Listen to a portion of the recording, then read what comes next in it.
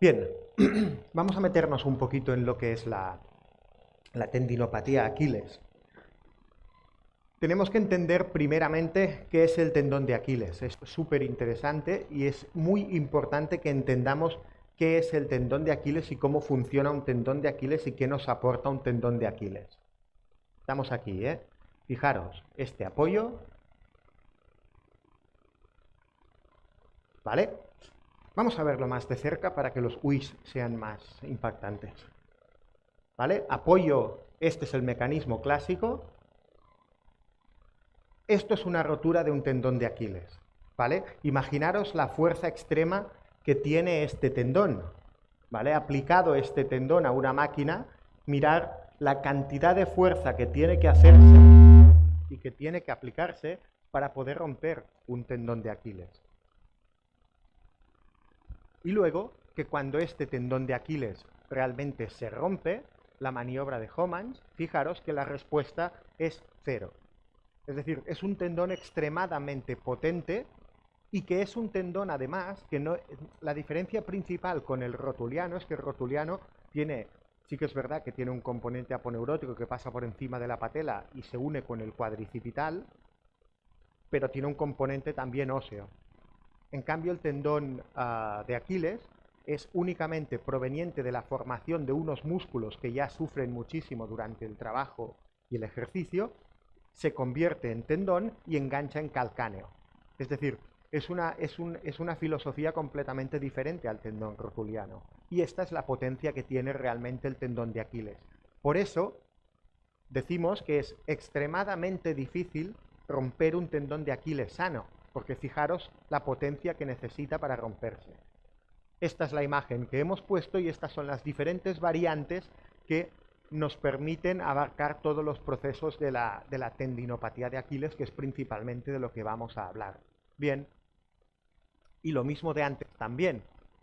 ¿Desde dónde hacemos la ecografía del tendón de Aquiles? Yo el tendón de Aquiles lo empiezo a valorar aquí, porque para mí el tendón de Aquiles empieza aquí. Será la aponeurosis libre del gastrocnemio, la aponeurosis del sóleo, la fusión de ambas, da igual, sigue siendo parte del tendón de Aquiles. Si yo tengo un problema aquí arriba, lo más factible es que acabe teniendo un problema abajo, por esta misma imagen que hemos puesto repetidas veces, porque es la más clarificadora en este aspecto. Y este esquema también nos lo indica. Es el gastrocnemio, el sóleo, la aponeurosis del gastrocnemio, la aponeurosis del sóleo y la aponeurosis libre del gastrocnemio. Y esto está descrito que en un momento concreto se fusionan las dos y hablan del tendón de Aquiles. Bien, ¿y esto cómo lo vemos? Pues lo vemos de esta manera: gastrocnemio sóleo, flexora lucis longus, paquete graso de Cajer, y todo esto de aquí, fijaros que aquí se ven dos líneas y aquí de repente ya pasa a ser una, en esta imagen panorámica ecográfica longitudinal. Esto ya es tendón de Aquiles, pero fijaros que esto no se interfiere en ningún momento, todo viene desde aquí arriba. Por tanto, si hago esta panorámica, yo puedo tener una tendinopatía moderada con este engrosamiento a nivel del tercio medio de Aquiles y que va subiendo para arriba. Bien, esto es todo lo que nos podemos encontrar a nivel del Aquiles. Muchas de las cosas ya van ligadas con lo que se ha comentado anteriormente. Las roturas parciales y completas las hablará Javier cuando hable de las reparaciones quirúrgicas. Por tanto, yo me centro básicamente en la tendinopatía de tercio medio y en la patología de la región insercional del tendón de Aquiles. No es la tendinopatía más frecuente en deportistas, pero sí es la que causa más morbilidad. Es decir, hay mucha más frecuencia de patología de tendón rotuliano, pero esta es mucho mejor tolerada. La de Aquiles nos causa más problemas, especialmente a nivel deportivo. Más frecuente hombres, 35-45 años. Y fijaros en lo que hablábamos anteriormente, el tendón de Aquiles es un tendón que funciona como un muelle y que además tiene una rotación en su trayecto. Por tanto, cuando tú corres y empiezas a mover o a apoyar raro el pie, este movimiento de acumulación de energía y liberación de energía junto con la rotación se ve muy alterado y es cuando empieza a sufrir este tendón de Aquiles.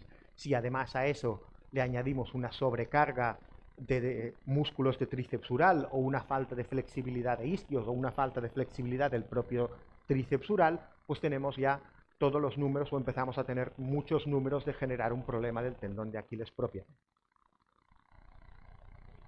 Este es el famoso bultito que sale a la gente, que hemos hablado antes, y que palpación no es valorable. Y a nivel ecográfico, lo que valoramos principalmente es la heteroecogenicidad, es decir, el tendón de Aquiles tiene un patrón claramente fibrilar. Cuando se pierde este patrón fibrilar es que ahí está pasando algo.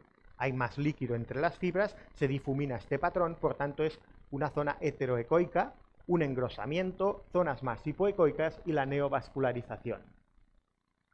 Este es un artículo para lo mismo de esta misma semana, que lo que hace es un metaanálisis de los estudios que se ha hecho hasta el día de hoy para ver si la ecografía puede ser predictiva de futura patología del tendón de Aquiles cuando salen cambios. Y lo que dice es que cuando se valoran los tres parámetros, que son la ecoecogenicidad, el grosor y la vascularización, si se tienen en cuenta estos tres parámetros en la ecografía y los tres están alterados, existe un alto riesgo de generar patología del tendón de Aquiles, aunque el paciente esté asintomático y la función esté conservada. Bien, lo mismo, exploración ecográfica, engrosamientos que pueden ser focales, globales o nodulares, microcalcificaciones o calcificaciones dentro del propio tendón de Aquiles, roturas parciales del propio tendón de Aquiles, que las vemos perfectamente en ecografía y que las podemos definir,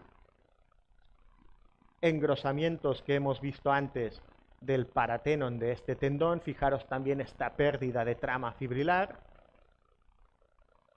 y la neovascularización que hemos observado y que también hemos visto antes. Estos son a grandes rasgos lo que vemos en ecografía y lo que tenemos que tener en cuenta a nivel de patología tendinosa. ¿Dónde nos viene el principal problema a nosotros? El principal problema nos viene cuando tenemos un tendón con una tendinopatía de tiempo de evolución, con alteraciones estructurales, pérdida de esta ecotrama tendinosa, y diferenciarlo de una rotura parcial cuando nos aparecen estas pequeñas regiones que vemos aquí.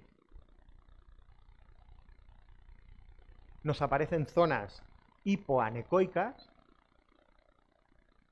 que a veces cuesta de diferenciar si son roturas parciales o zonas degenerativas propias de la tendinopatía intratendinosa.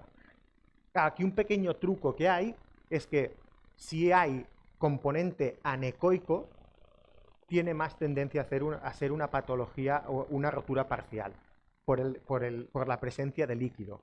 Si es hipoecoico, aunque sea muy oscuro, probablemente sea una zona de alta degeneración de fibras.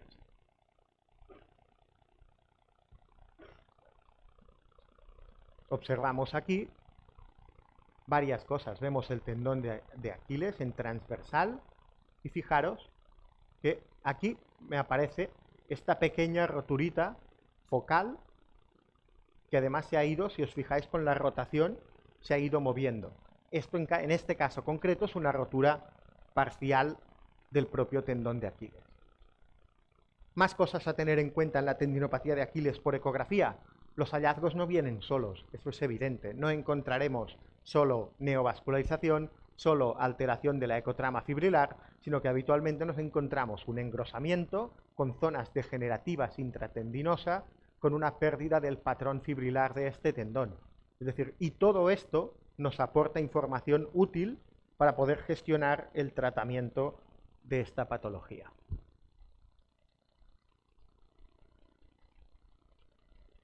Poco a entrar también, esto es una infiltración a nivel de la bursa retrocalcánea, poco entrar también en el tratamiento en sí de la patología tendinosa, porque como ha comentado Ramón hace un momento, no es que sea Alicia en el País de las Maravillas.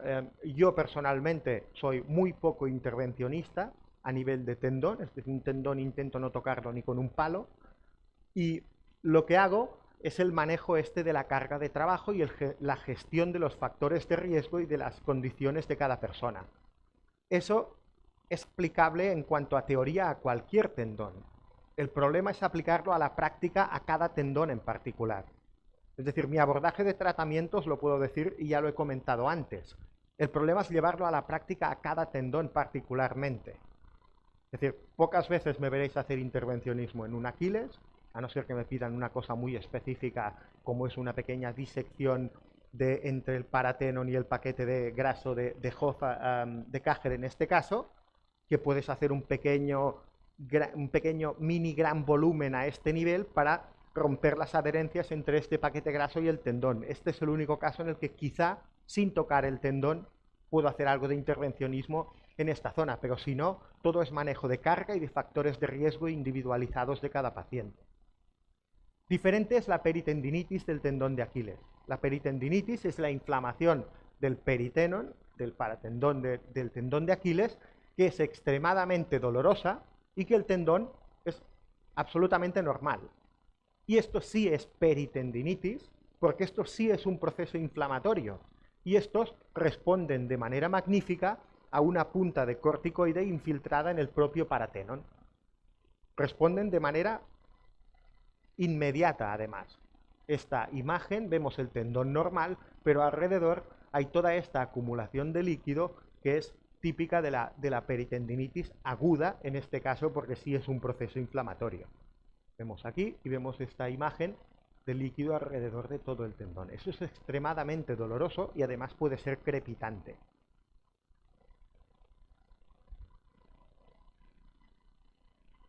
Vemos aquí, estas sí responden muy bien.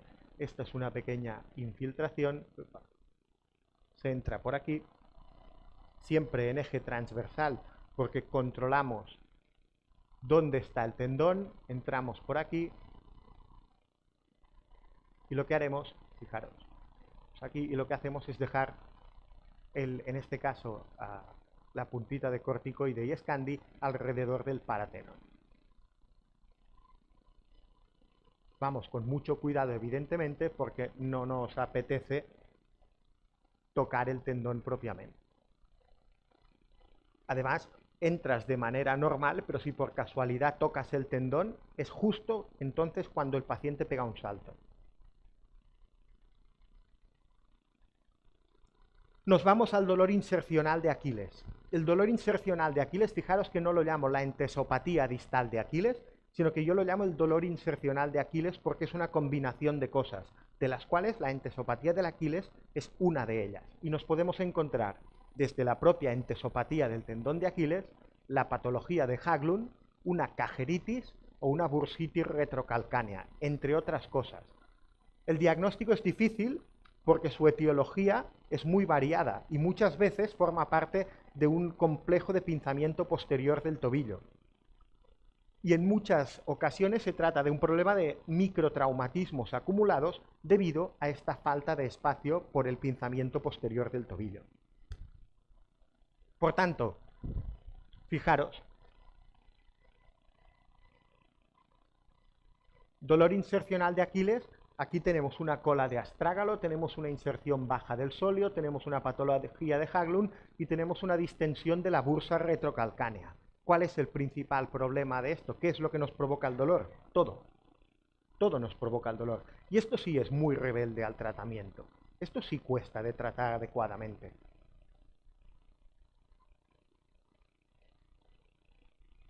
Bursitis retrocalcáneas con pequeña entesopatía a nivel distal, patología de Haglund, alteración de la bursa retrocalcánea y entesopatía distal del tendón de Aquiles, es decir, casi siempre nos encontramos con una combinación de todos estos factores. La bursa retrocalcánea rota con invaginación grasa, que afecta también toda la zona de la entesis, y deformidad, en este caso, patología de Haglund. Bien, lo que tenemos habitualmente es consecuencia de un pinzamiento posterior. Todas estas imágenes las vemos de esta manera. Aquí interfiere con la edad, sobre todo las deformaciones y la patología de Haglund que hemos visto. Vemos diferentes tipos y esto es la imagen clínica. Es este bultito que sale y que se quejan directamente a nivel de la zona del calcáneo posterior. Hay que diferenciar lo que es la deformidad de Haglund, esto es interesante, lo que es la deformidad de Haglund, que es la alteración de la morfología del calcáneo, del síndrome de Haglund, que es el aumento de partes blandas en el talón, dolor focal en la inserción del Aquiles y dorsiflexión dolorosa del pie. Son dos cosas distintas, la deformidad de Haglund y el síndrome de Haglund. La cajeritis, que la observamos con una afectación única y exclusivamente del paquete graso de Cajer. Fijaros que el tendón está bien, pero tiene toda la grasa de Cajer captando. Cuidado, porque esto está produciendo citoquinas como si no hubiera un mañana. Por tanto, seguramente tendremos un problema del tendón de Aquiles en breve. Y la variabilidad anatómica. Estamos otra vez en lo mismo, ya os he comentado que era mi neura de este año. Podemos tener muchos problemas precisamente, y está descrito por lo que se denomina la tendinopatía por pinzamiento del Aquiles. Es decir, tenemos a veces una forma del calcáneo en punta. Y esto está descrito en este artículo. Esta punta lo que hace son microtraumatismos repetidos por pellizcamiento sobre la zona insercional del Aquiles. Evidentemente, fijaros, esta zona de aquí, estas irregularidades pellizcan cada vez que hacemos un movimiento de dorsiflexión de tobillo sobre el tendón de Aquiles.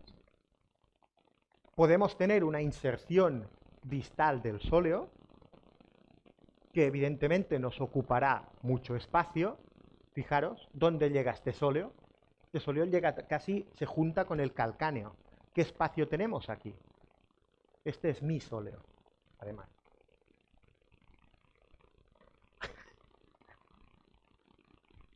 Fijaros el espacio que nos genera esto. Aquí tenemos una pequeña cola de astrágalo o ostrigonum, donde llega el sóleo, y el espacio para el paquete graso de Cajer que tenemos. Es un espacio muy limitado. Eso nos da problemas, seguro, sobre todo si impactamos y si hacemos deporte. Fijaros, cola de astrágalo, inserción de sóleo, muy distal, y finalmente también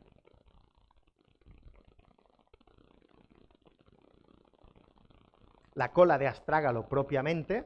Fijaros aquí, una cola de astrágalo y cómo condiciona el paso del flexor alucis longus en este punto de aquí, que es una cosa que también hay que hacer el diagnóstico diferencial. A veces el problema no lo tenemos en el Aquiles, sino lo tenemos más profundo por este complejo posterior.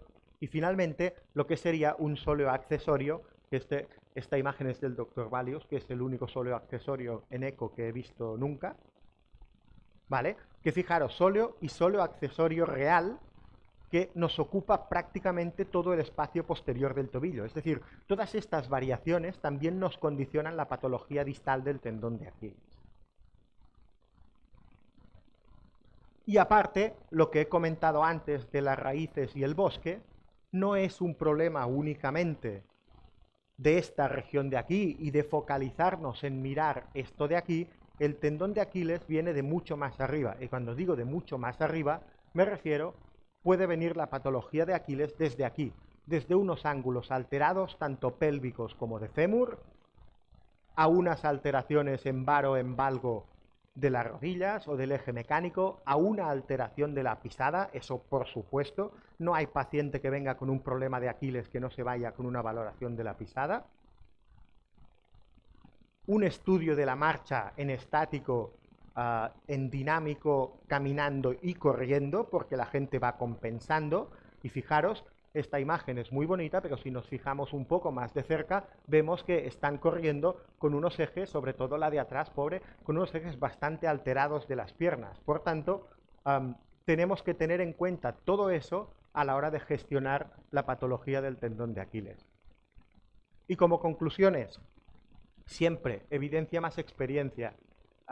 La patología sigue de Aquiles, igual que cualquier patología tendinosa, sigue siendo un problema de sobrecarga continuada que el tendón no puede asumir adecuadamente. La mejor opción de tratamiento, y para mí prácticamente la única, es el manejo de la carga de trabajo. La ecografía, diagnóstico de elección. Cada tendón hay que tratarlo de manera individual. A mí me hacen mucha gracia los artículos que son protocolos de tratamiento de la patología de Aquiles. 3 repeticiones de este ejercicio, 30 segundos cada repetición. Me descojono. Es que no... Pues que además los hablan y todo el mundo los cita y recita y luego te hablan contigo y te dicen, no, no, es que nadie lo aplica a eso. Pues entonces, ¿qué estamos haciendo? Porque luego saldrá dentro de unos años un metaanálisis basado en todos estos artículos que nadie aplica y diciéndonos que la gran solución es una cosa que no existirá y que no ha aplicado nunca nadie. Por tanto, siempre individualizar el tratamiento de cada patología de Aquiles en función del deportista, en función del paciente y en función de sus características, sobre todo mecánicas. Y esto se trata principalmente de abrir el campo de visión. La tendinopatía de Aquiles puede ser debida a un problema que no está directamente en el tendón de Aquiles y que esto sea solo el síntoma que nosotros vemos y que es el que le da la lata al paciente, pero que solucionando el problema de base solucionemos directamente la patología de Aquiles. En resumen, de lo que se trata es de que entendamos la lesión, y esto es aplicable a cualquiera de las charlas que hemos dado hasta ahora. Si entendemos la lesión que estamos tratando, probablemente la conseguiremos tratar de una manera mucho mejor. Gracias.